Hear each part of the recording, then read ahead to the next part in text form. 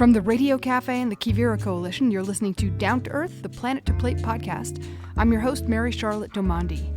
We talk about regenerative agriculture and the many paths people are taking to fix our broken food system and mitigate climate change.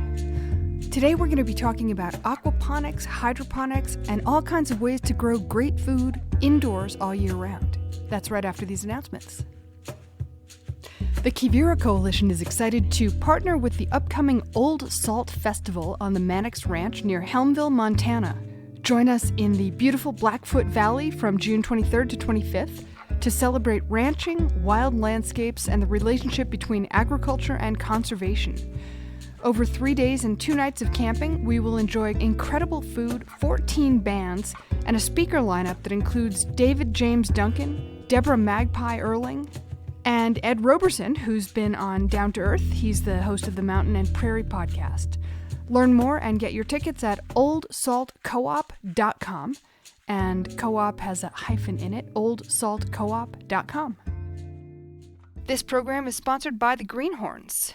Listeners to Down to Earth might enjoy the newly released 6th edition of the New Farmer's Almanac, a literary miscellany written by and for working agrarians. This year's volume is called Adjustments and Accommodations, and it's full of essays, poetry, and images that explore how people are facing challenges and uncertainties on the land. Learn more and order your copy at greenhorns.org. This program is sponsored by the Agrarian Trust. Agrarian Trust is charting a new path forward for the land trust movement.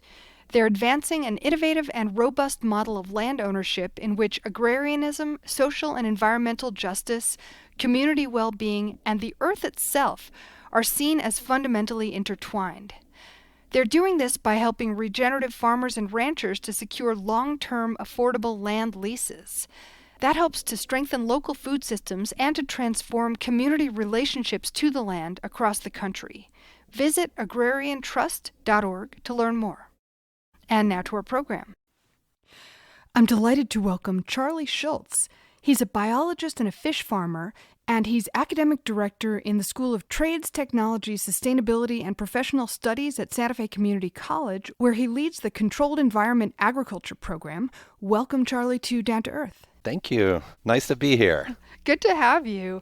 I went over to the community college not long ago and saw your setup there, and it's pretty amazing, the stuff that you're doing in food production and energy and all of that, controlled environment agriculture. How did this whole program start, and what was your role in it? Well, I think the program started because we live in a part of the U.S. with very little water resources. So everything we do is focused on water conservation. And when you produce with systems like aquaponics or hydroponics, they are extremely water conservative. So that's how the program really got started.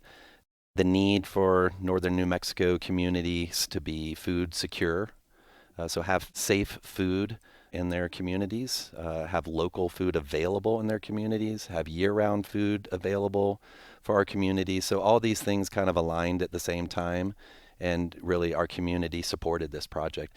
It came from the community's need and ask.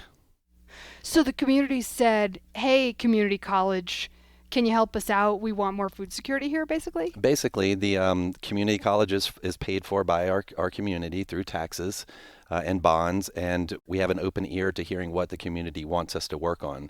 So we have some highlight programs, not just agriculture, but medical field is a highlight, the arts department at Santa Fe Community College, and we listen to what the community demands. So let's talk about some of the specifics of what you're doing. And when you walk into the building, one of the first things you see is a tank full of fish and a whole bunch of plants. That's called aquaponics. What is aquaponics? Sure, that's a great lead in. And when you walk into our building, you also notice that we're the first LEED Platinum facility in New Mexico. So we've kind of gone in a lot of areas in the food, energy, water sectors. Aquaponics specifically, when you walk into our facility, you do see a display of fish, beautiful fish, koi fish and goldfish. And what we're showing there is we can use their waste. So when we feed those fish, they're obviously going to grow protein, but they're also going to waste. They have a metabolite that's full of nutrients for plants. So when you say metabolite, you mean like poop? You got it. Okay. Yeah. So what we teach at the college is horticulture. So their metabolites are really nitrogen, phosphorus, potassium, molybdenum, calcium, manganese, magnesium. All the nutrients that plants need are found in fish waste. So we grow fish. We can grow them for ornamental fish like pets, like koi and goldfish. Or mainly in my career and what we do a lot at the college is we're growing fish for consumption. So we're fish farmers at the beginning, and then we have a waste stream. It's not a waste stream, it's full of resources. So we can use that to couple fish production with hydroponic plant production, and the plants get free nutrients, and the fish themselves, they get a free plant-based biofilter. The plants clean the water, and we can recycle the water over and over. I really like the idea of reframing waste as, one person's waste is another person's nutrient. Exactly. I understood that about 30 years ago when I worked as a fish farmer, and everybody was paying to get rid of their waste. You had to haul it off or pay your septic system to get rid of this effluent. And so I knew at that time it was a resource. And my whole career now is about reclaiming nutrients, whether it's from fish waste. I've worked with a lot of chicken waste and pig waste, and how do we recover those nutrients so they're safe for use in vegetable farming? So when you have this tank of fish and their waste gets cycled into the plants that are growing above them that then filter the water that goes back down, what kind of plants are they? I've had success with everything. So plants, as soon as they're adopted to a wet condition, like the systems that you saw where my plants are suspended in water, we can adapt them early in life, and I've had success with everything.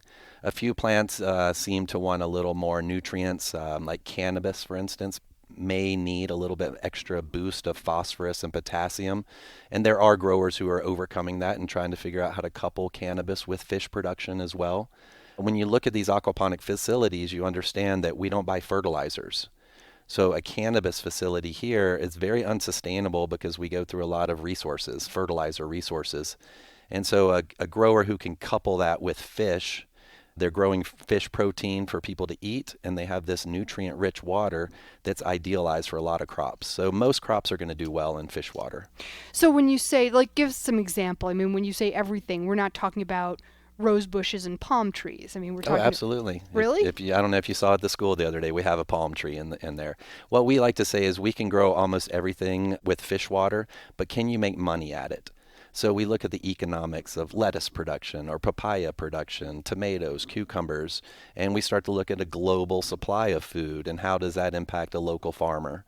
So we do year-round food production now.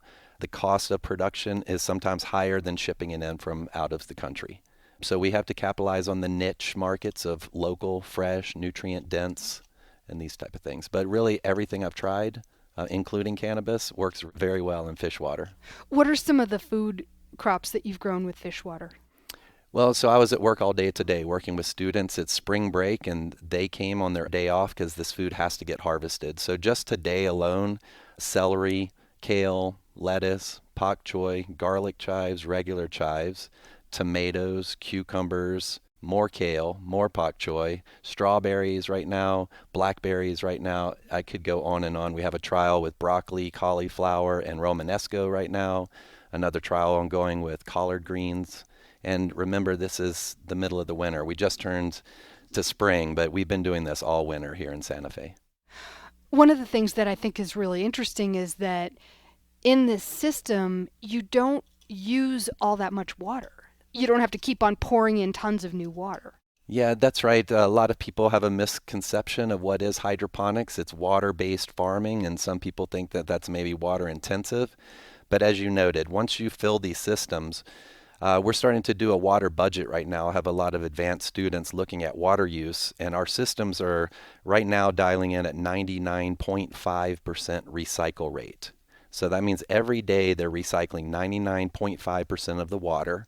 We top off our systems with the 0.5% makeup water, and the only way we lost that water was through the transpiration of the plant. So they're using that water to grow. And I have said in my 30-year career that this represents the most productive food system in the world when it comes to water use. And I challenge people to call me out on that and show me something that's more productive when it comes to water use. And in 30 years, nobody's even stepped up to make a challenge. So that's why it's important for New Mexico. That's why Santa Fe Community College stepped up to be the institution in the U.S. right now. Before I came here, I spent most of my career in the Virgin Islands, which was the same situation. No fresh water or very little fresh water. We had cisterns and rain catchments, and we had to use every drop of water as many times as possible.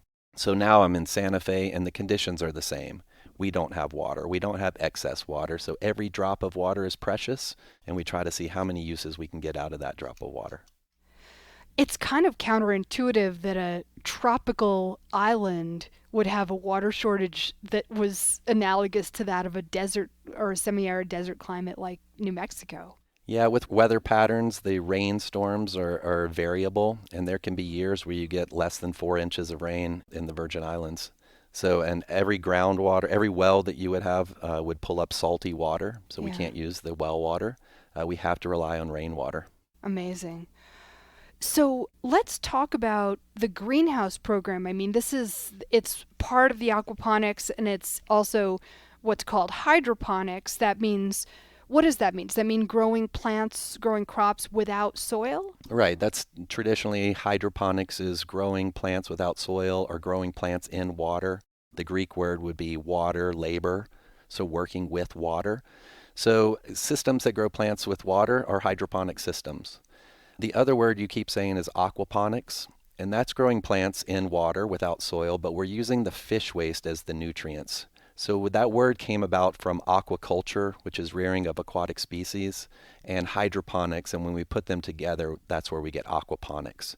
So in a sense, if we're looking at the difference between hydroponics and aquaponics, it's really about where do the nutrients come from.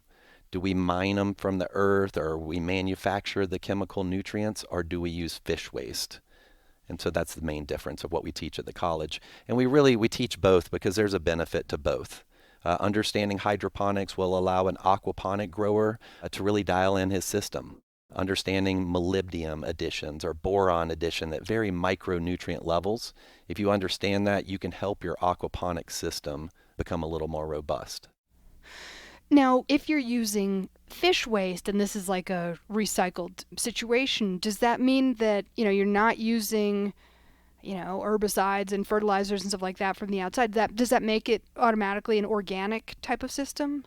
So maybe the word you said, organic type system, I could maybe work with you on that, but it's not certified organic. You have to go through the USDA protocols to be certified organic, whether you're a cow farmer, a fish farmer, a crop farmer. So we would have to go through all those guidelines and regulations to be certified organic. So we're not. We believe that aquaponics brands itself. We also, when we're looking at the aquaponics systems particularly, we think that they're beyond organic, is kind of the way I say it. What we focus on with our food production systems is sustainability. And when you look at certified organic regulations, there's not a lot of wording about sustainability. A lot of organic farms over-fortify their soils with manures. And when it rains heavily, that washes off into our environment. So it's not a very clean way of producing food sometimes. Some of our biggest food safety scares in the U.S. come from organic certified farms. So it's not our goal to be certified organic. Our goal is to produce food, the most nutritious food we can with the least resources we can, and be stewards of the earth. One of the things that people love to talk about is closed loop systems. And I guess it's pretty tricky to have something that is entirely closed loop, but it seems like you guys come pretty close.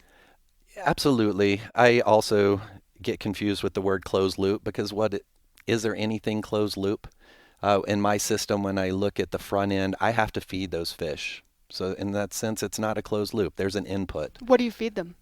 So we have the only fish diet on the market that's been tailored to fish and plants. It's a tailored diet for aquaponics. They claim no GMO ingredients, which is a good marketing tool for an aquaponic grower, but it has to have all the ingredients that fish need to survive. So proteins, fats, lipids, vitamins, minerals, and carbohydrates, they have to be in those diets. So we go with a complete diet for our fish. And so it's not like you're feeding them from your vegetable and we production. could. We grow tilapia, which is an omnivorous fish, mainly a vegetarian in the wild. And if I wanted to, I could take all of my lettuce roots and throw it into those fish tanks and they would eat it. Problem is they're not getting complete nutrition. I just mentioned carbohydrates and fats and lipids, proteins, vitamins and minerals. So they're not getting complete nutrition. It's just like if I fed my daughter lettuce roots every day, she's not going to be a healthy human. Right. So we want a complete diet for our fish. Closed loop, I would also say on the back end, we take food out. I just spent 4 hours harvesting all that food today. So it's not a closed loop. We are taking things out and we're putting things in. But I also mentioned as far as water recycling rates, we're at 99.5%. So it's hard to get any tighter than that when we look at our water use. So again, closed loop, I don't think there's anything that's closed. I kind of feel the same way about sustainability. That's a hard word to measure. We all have different definitions of that. So we try to avoid using that word. We start to work at the college on sovereignties instead of sustainability. We're looking at community sovereignty. What does that mean? So with sustainability, we find it's hard to put a number on that. Are you sustainable at your home? No. Okay, you're not? Well, what we start to do is we can change the word sustainability to sovereignty. And I could look at your home, I could look at a Pueblo community in this kind of way, or I could look at a college campus. So I could talk to you, how sovereign are you with your land? You probably own your home and your land, so you're 100% sovereign. A lot of tribes are 100% sovereign with their land. What about water sovereignty, food sovereignty? There is cultural sovereignties. There's other sovereignties we can measure. And then I can start working with the group. Well, if you're 50% water sovereign, let's work on that. Let's get you some catchments. Let's get some cisterns so you can become sovereign with water. Then let's look at energy. Let's look at food. And so that's kind of where we're heading. And that's what we teach our students at the community college, to focus on sovereignties, because we can start to put a number on that and help communities attain that. Talk about how you've developed the greenhouse. I mean, this is a work in progress that's taken place over years, and you build a greenhouse and you've got light coming in, but then in the summer it's probably pretty hot, and in the winter you have to do different things, and the greenhouse has evolved to really solve some of the challenges that you face when doing that kind of gardening. Tell us what that process has been like. Sure. I'll preface that with what our mission is in the CEA program, Controlled Environment Agriculture, is to train the workforce of the future. So when I came here in 2016, we were already fairly well known with our field of hydroponics and aquaponics and the workforce training that we were doing, but we were working in a 500 square foot greenhouse. When I was recruited to come here, we had funded a large greenhouse model.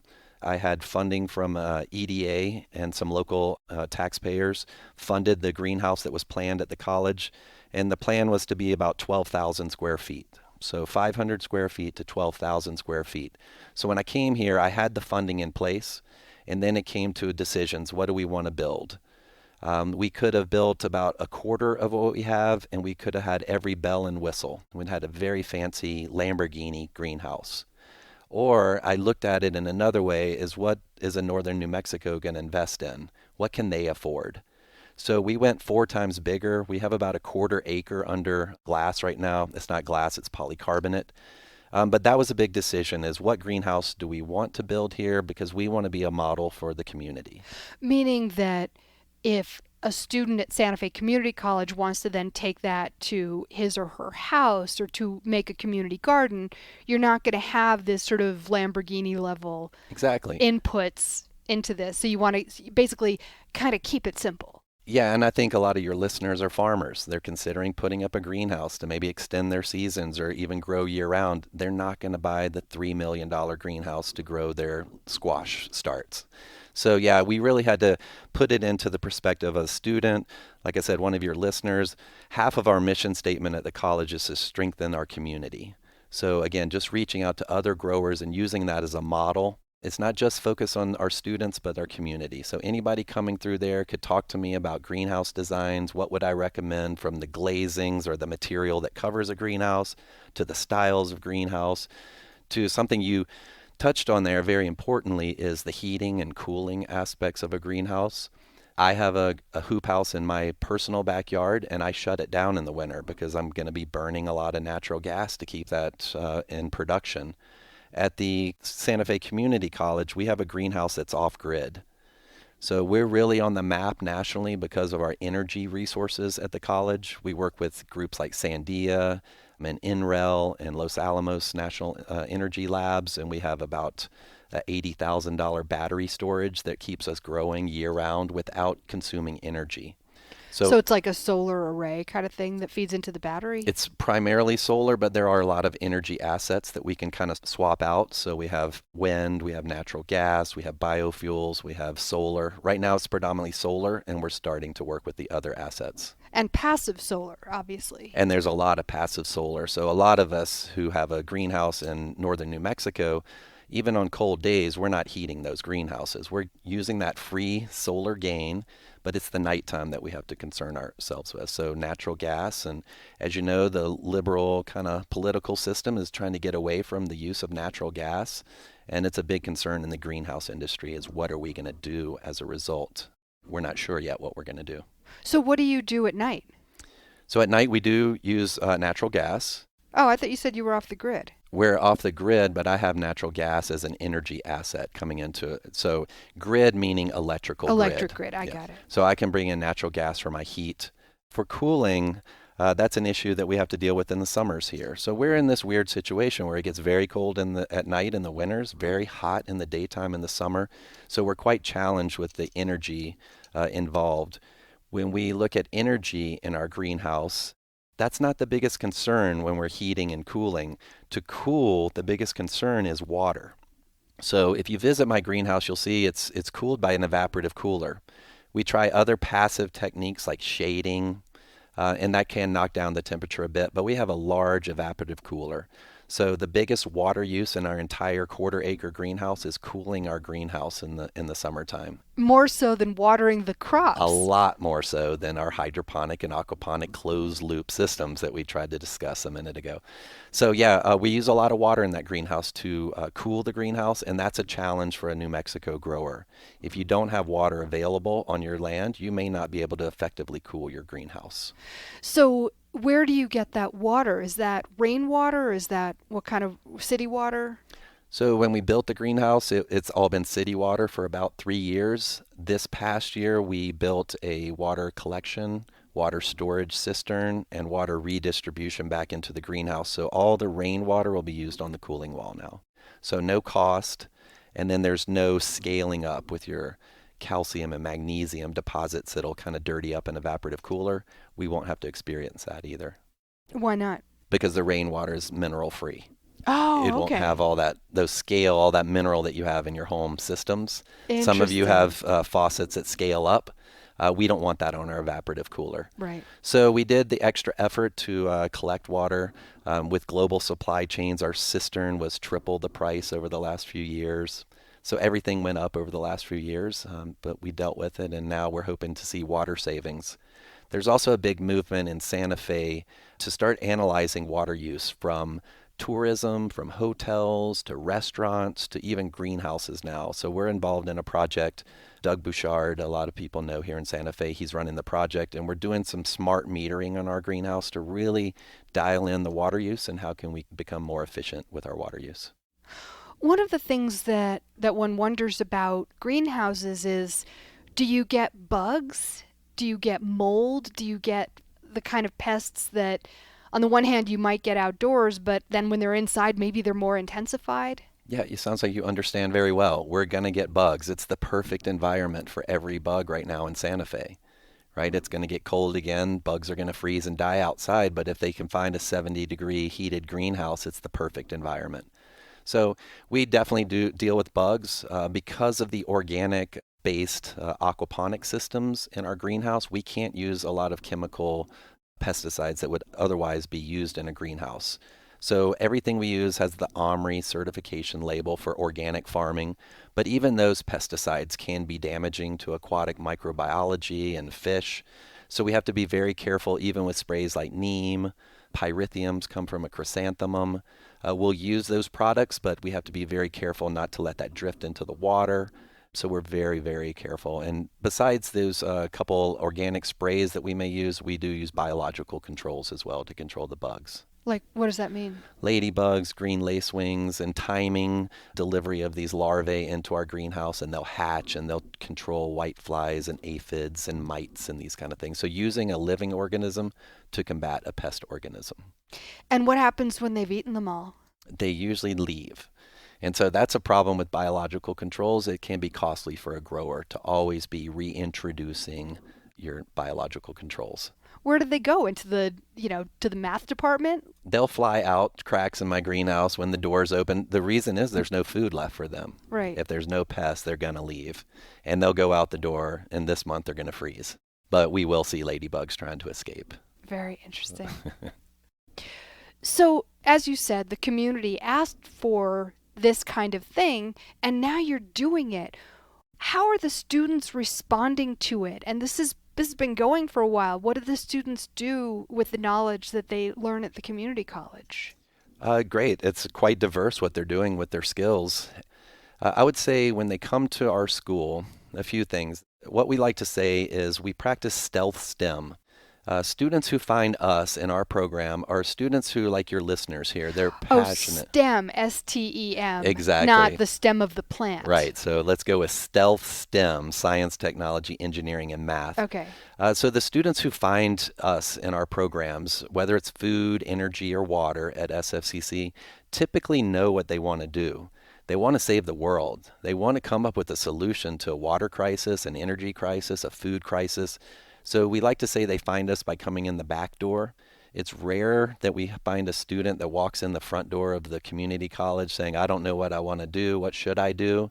It's more students, like I said, your listeners, who do understand water use and conservation, and they want a career in this area. So we bring them in, and we have no prerequisites. So a student of any age could come in and start our program. If they struggle with math and English, we can put them on the right path to kind of help those skills come up. But we don't give them a prerequisite because we don't want to discourage them. And we honestly start them the first week with, here's some seeds. Let's start growing, feed these fish, do this chemistry. And they start to do the farm tasks that are expected every day. And before long, they don't realize at first, but they start to understand that they're really learning. They're learning chemistry, they're learning physics, they're learning biology and horticulture, but we didn't tell them they were learning. They're just feeding fish. And so we call that stealth STEM, and we really capture them.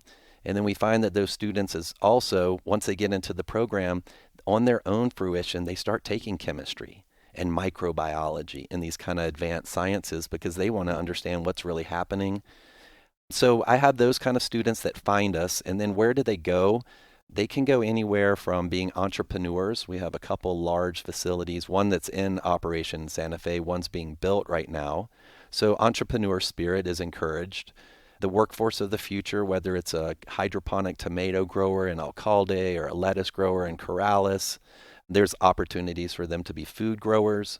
The most money in the greenhouse sector is in floriculture, so poinsettias and Easter lilies and those kind of things. So there's a whole industry there. And then we're not focused on higher education pathways, but because I am a scientist, I tend to send about a third of my students out to higher education to become the leaders in this field. And so that means they go on to college and graduate degrees? That's right. Yeah. So I'm working on articulation agreements with Colorado State, New Mexico State, and University of Arizona, which are our big controlled environment ag schools in this region. What is your vision for people from, underserved communities? I mean, New Mexico is not a wealthy state. We've got pockets of wealth in a largely poor and rural state. How do you see this work helping those communities in New Mexico and beyond? So we have a lot of initiatives trying to reach out to those underserved communities. I would say during the COVID years when we reverted to online, that was a fairly easy way to reach out to distant communities and remote communities. The problem with our field of horticulture is they need some hands-on practice. Yeah. So we're starting to look for some satellite schools, farms that could participate with us, where those students in remote communities could go to those farms to show me that they could do their skill sets through things like video. So there is some remote opportunities to learn and to teach. I think one of the biggest challenges is our cost of living in Santa Fe. So whether it's a tribal community or an impoverished community, if there's passion from those students to come here to learn from me, they can't afford to live here. Yeah. There's no housing at the community college. So if there's some kind of way that we can work as a community to develop some kind of dormitories, there's projects all over this city that we don't know what's going to happen or what's being planned. If we could house some potential students, foreign students or exchange students, I think that's a good way to reach those people. The other thing I do is I work with a lot of dual credits. So this whole pipeline from a high school to community college is really at the key of my focus right now. And I have a couple grants that are focused on that and will provide some funding to focus on the remote learning, but also to get those schools some facilities in place. So we would build some facilities at different schools, and then we can remote learn and train the trainers. So there's a big movement towards dual credit involvement as well. And then I have a network through the Cooperative Extension Service. I work a lot with a couple colleagues that are involved in aquatic ecology and water quality, and we try to spread this across the state. So we do Cooperative Extension summer Thursday night free workshops. We hold workshops on campus. We'll hold workshops in Bernalillo and Las Cruces. So we try to move around in the state as much as possible. Also through them, I've released a couple publications. So there's a couple really good kind of Hydroponic 101 publications, Aquaponic 101, and again, holding workshops and giving these free resources. We're targeting farmers, I would say, more than students and educating students. We're trying to target farmers, again, for food security, food safety. In our facility, we often talk about food miles. Yeah. And when our campus cafeteria is running, we don't talk about food miles anymore. We talk about food feet. And I've built many facilities before where we build a farm and we build a restaurant right on the side of the greenhouse. So it's 30 feet. Yeah. So we don't ever talk about food miles anymore. So ladies and gentlemen, food miles means the number of miles that a piece of lettuce or cheese or whatever travels to get into your mouth. Exactly. So, a lot of our food is imported. When 9/11 happened, what was that, 2001? I was in the Caribbean. Most of you were here in Santa Fe, and it's probably similar. The day that disaster happened, shipping stopped. Yeah. No flights were moving, no boats were moving, and I was on a very small island with about 50,000 people and not a lot of food. And it really shows the importance of local food production. What did you do? What was it like? I ran a farm. So I had a lot of food. I had an orchard with every fruit tree you can think of. So I was secure. Yeah. A lot of people weren't. So we were helping communities at that time. When you have a farm and these disasters happen, you should open up to community. During COVID here in Santa Fe, this community college closed. So we all went to spring break in March of 2020, and we got an email when we were coming back saying, that's it, we're closed. Everybody's online. So what we asked for was we asked if the greenhouse could continue, and not just continue, but could we ramp up? So we got a grant, a partial grant from the Santa Fe Community Foundation. Thank you. Santa Fe Community College Foundation matched some of that money, and we hired 3 students, and we ramped our greenhouse up to full production capacity. For almost a year, we were producing 650 heads of lettuce a week, 250 pounds of tomatoes a week. And that was all going into a group, communities and schools. Reunity Resources was part of this distribution as well. And so almost a year we were providing food for our community for fresh prepped meals to go to kids. And we also at the same time worked with World Central Kitchen and put a lot of our food into the free distribution of meals. So because you're a community college institution, you're not selling that food. It's being given away to people who need it, basically. I mean, that's a lot of food. It's a lot of food. And I had this conversation today as I just haven't had the pressure from the college to sell the food to make income. The way we see it is the way I see it is the produce is the byproduct of learning. So I'm teaching students. The produce is just a byproduct. We also have to be careful with conflicts of interest, and I don't want to compete against a farmer who's growing celery and then undercut them on price, or lettuce, or tomato, or cucumber. So we're looking at other avenues. It was the cafeteria, but we haven't had a cafeteria yet since COVID. A community-supported agriculture, a CSA on campus, so staff could take advantage of that. And currently, almost all of our food is going into a campus cupboard on campus, which is a free resource for students and staff to go pick up food. How does the food taste? I mean, I will preface this by saying I don't think there's anything better on God's green earth than a tomato in early September, grown fresh from a farmer, from the ground.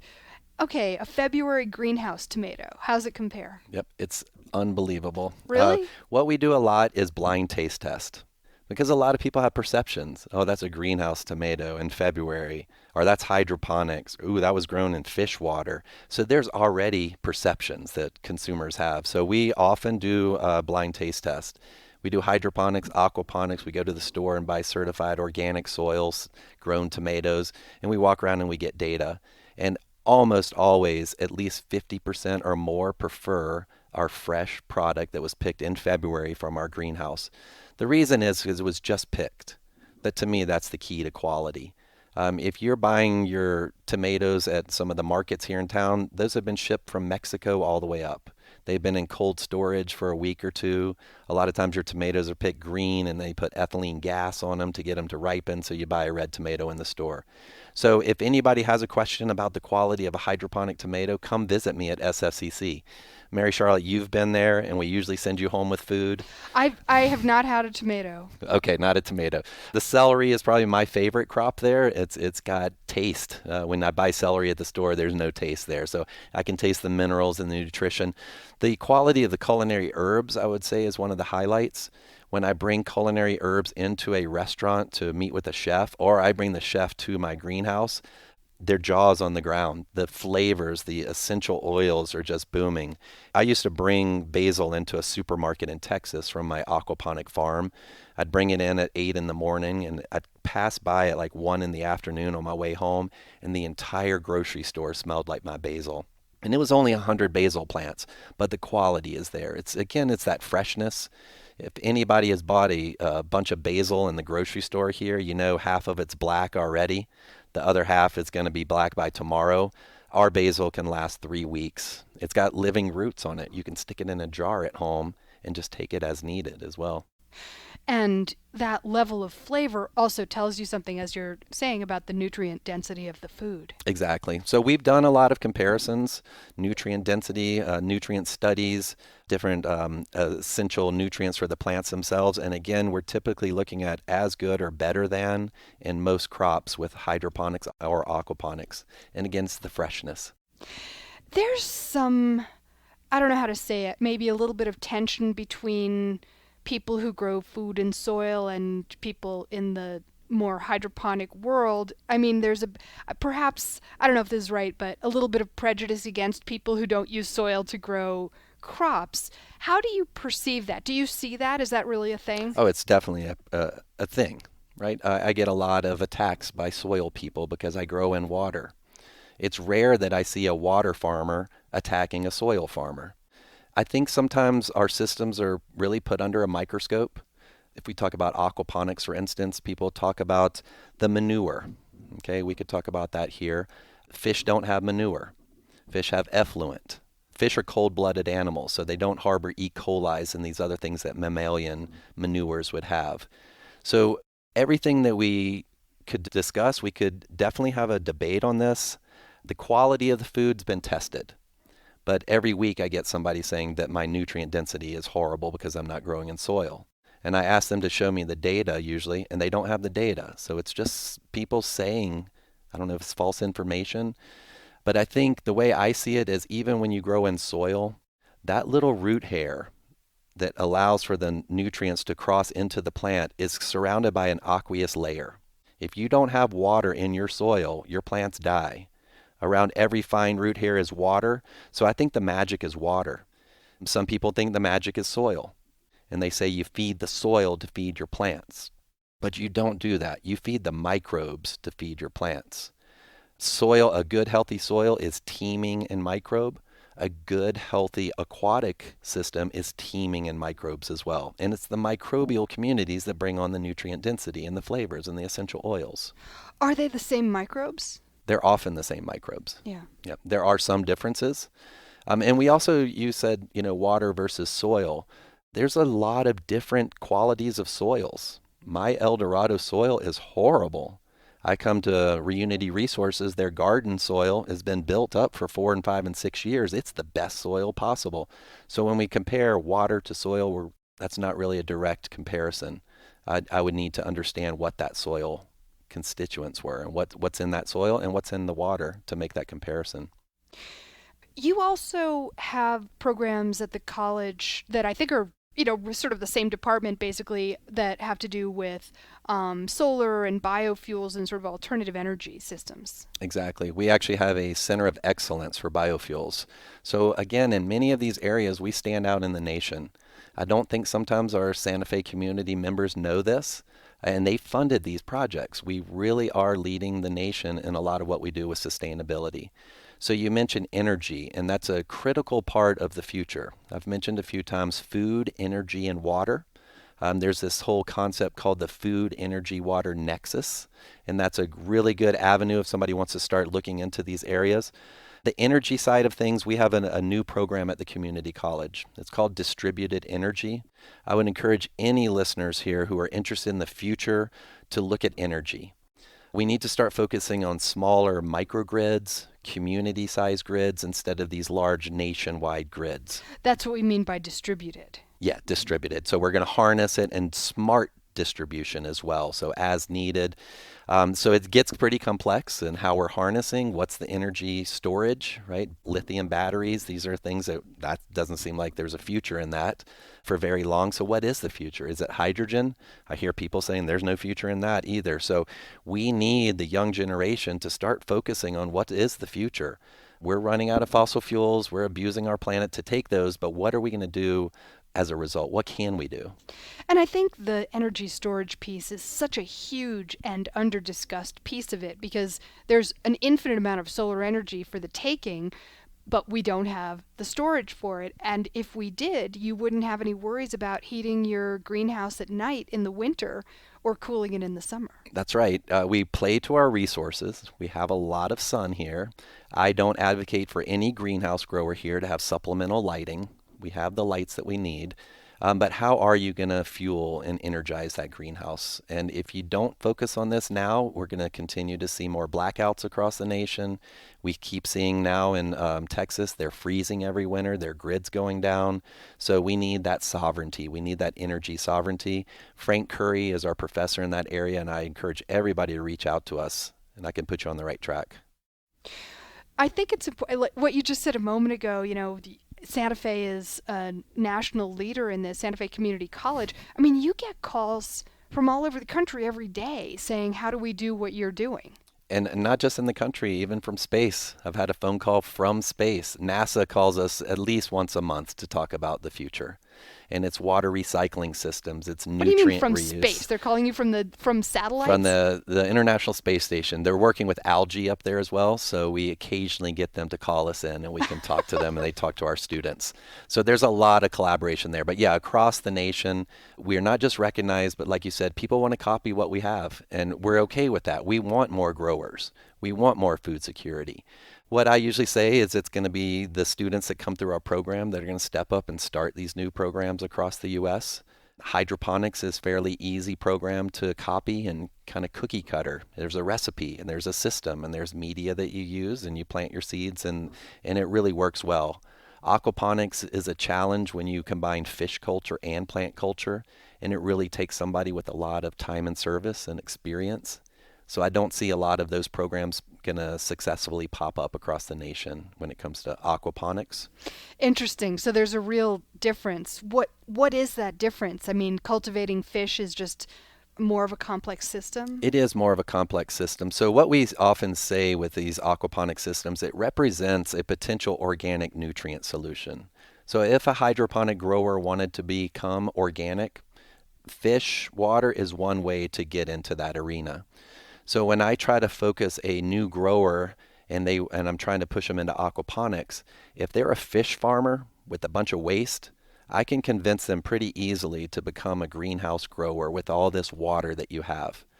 I find that opposite on the other extreme. If I have a greenhouse grower who wants to be organic with aquaponics, I find that it's challenging to teach them to grow fish.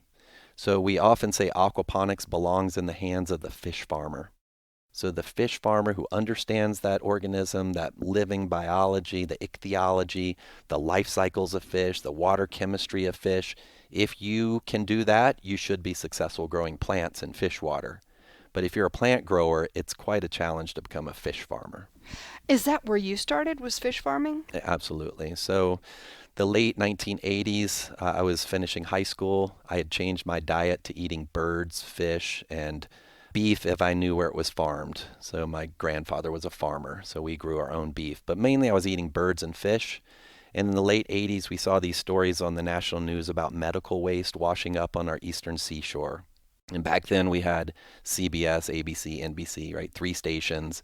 And I changed the channel and every one of them had the same story. Medical waste washed up on our seashore. So I had a light bulb moment that our open systems are very contaminated. This was the first of medical waste and plastic waste on our seashores. Now every beach is covered in plastic waste. I spent a long time in the Caribbean where there's a lot of cruise ships polluting our environment. Fukushima radiation. I could go on and on and on. So I realized that we need to grow our protein in controlled environments. Fish, for a lot of reasons, is the protein for humanity moving forward. A lot of humanity lives on oceanic regions around the oceans where they have a free supply of fish. When we're growing fish, I can feed about 1 pound of resources, grains or feed, and get about a pound of growth. So that feed conversion ratio is almost 1 to 1. So there's a lot of reasons that we're going to continue to see fish as the animal protein of choice for most humans on the planet. It's funny, I've all but stopped eating seafood because of overfishing and because of the way the oceans are not being stewarded very well. Yeah, so as you can imagine, the first conversation we have typically is wild fish versus farm fish. And when I ask a group that's here for a tour maybe, I ask them the first thing and I say, raise your hand, and everybody prefers wild fish. But then we start talking about overfishing. We start talking about contamination in the fish. Right now, every week I look at another story about estrogens in your fish, opioids in your wild fish, microplastics in your wild fish. And you all can continue to promote wild fish and choose wild fish, but understand that's what you're eating. There's no control on your open systems. As we mentioned a few minutes ago, we use rainwater. I use a diet with no GMO ingredients. And when you grow a fish like tilapia, I call it the tofu of fish. It's so clean, and it's a piece of white meat that has no flavor. And chefs love that because they can do anything to it. A lot of people at home are being encouraged to eat more fish, but they don't like fishy fish. So again, a freshwater fish like a tilapia, you can do anything with it, Cajun season it, and you can turn it into something you like. Now, you can make that distinction between the kind of fish that you're growing at the Santa Fe Community College, but then not all farmed fish are necessarily at that level either. They're not. There's many bad examples of farm fish. Shrimp farms are horribly notorious for devastating mangroves just to build a farm. So you really need to be an educated consumer. In the U.S., fortunately, we have what we call country of origin labeling on our seafood. So if you go to any supermarket here in town, look at the label. So often, as I went to Sam's Club, for instance, there's a product there of tilapia from China treated with carbon monoxide to make it look pink. The next product right next to it is product of the USA, farm raised in the USA with no treatments. And consumers don't know to look at that little fine print because you can make your decision based off of that fine print. With a lot of other foods, we don't have that ability to, but we have that labeling on seafood. And is the labeling on seafood, do you think, sufficient for people to make good consumer choices? I don't think all of it is, but there are some supermarkets here in town, and they use the Monterey Bay Seafood Watch as a kind of a guide. And so buy your seafood in the fresh container, ideally, not the frozen section, and talk to that fishmonger. Talk to them about which is the most sustainable fish. And often they have the literature and the propaganda right at the counter, so you can make those decisions. And the Monterey Aquarium is also available as a smartphone app. Of course it is, right? Here's another one I saw in town. So when I came to town in 2016, I went through the supermarkets to take pictures of tilapia products, just to show my students how well the Tilapia Marketing Association did. And I think I pulled 60 product forms just in Santa Fe. I went to Whole Foods Market and I saw their fresh tilapia fillets. I took a picture for my students, and it says product of the USA. So it's a farmed raised tilapia, but then it says processed in Ecuador. Good heavens. So they grew it in the US, they shipped it to Ecuador to cut it, to process it, and they shipped it all the way back up here to Whole Foods. So again, we can make our decisions, based on the information available. Right. Well, I like the idea of the food miles. I mean, grown closer to home.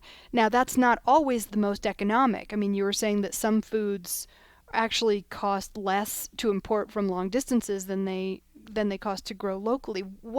How does that work? The scale that's coming in, and they share boats, right? It's not like you're putting a box of bananas on a boat. You're putting mega tons of bananas on a boat, so we can do it a lot more efficiently that way. I honestly think food miles isn't our biggest concern when it comes to our food production and getting food to us. I'm more concerned about that food safety of when the systems go down and we don't have that easy transport to get our food. And I can tell you that at that point, everyone's going to be looking at the greenhouse growers in New Mexico for their source of food. Especially in the winter. Especially in the winter. And so we built that greenhouse, the large greenhouse at SFCC about 2018, and it hasn't stopped producing food since then. And I don't see it in the foreseeable future shutting down and stopping either. We have a perfect environment now for growing plants. We can do it year round. I train about 30 to 40 students every year. I think 20 graduate every year, and they're off to be new growers for our region. Most of them want to stay in Santa Fe. So I think the taxpayers were right in demanding that we focus on food security for our communities. And as a result, we're going to see more food in our communities. Through communities in schools and some other initiatives right now, the New Mexico Grown program, a lot of my students who are starting businesses here in town, their food is going into the people who need it most, the undernourished children and senior citizen centers. So there's a big movement in New Mexico to buy local and give it to those groups, school kids and senior citizens. One of the little factoids that I learned on this very program from somebody I interviewed was that we do something like export 95% of our agricultural product and import 98% of our agricultural product. Yeah, something's wrong there. Yeah. So we're working to fix that. We're working to make sure that our community has jobs, that we're producing our own food, and it's safe for our community. Charlie Shultz, thank you so much for being with us on Down to Earth. Thank you. If I could just extend an invitation to anyone who's listening to reach out to me, the email richard.schultz, so richard.schultz@sfcc.edu. Mary Charlotte can put you in touch with me. But we do encourage community members to come out and see what we have, especially if you're thinking about getting into an agriculture operation. And I will put all those links in the show notes of this program. Thanks again for being with us. Thanks. You've been listening to Down to Earth. We would love it if you would support this program, which you can do by going to patreon.com/down-to-earth planet to plate, where you can sign up for as little as $3. Patreon is Patreon. And also please rate and review the podcast on Apple Podcasts or wherever you get your podcasts. The Quivira Coalition is a not-for-profit and a community network of ranchers, farmers, conservationists, scientists, educators, and many others dedicated to regenerative practices that produce healthy food, support meaningful livelihoods, sustain biodiversity, and remedy the impacts of climate change. To learn more about Quivira and how you can support their work, visit quiviracoalition.org, Quivira. And finally, this show is a production with the Radio Cafe. You can check out radiocafe.org to hear back episodes of this show and also find all kinds of other shows on a wide variety of topics as well. Thanks for listening, and we'll see you next time.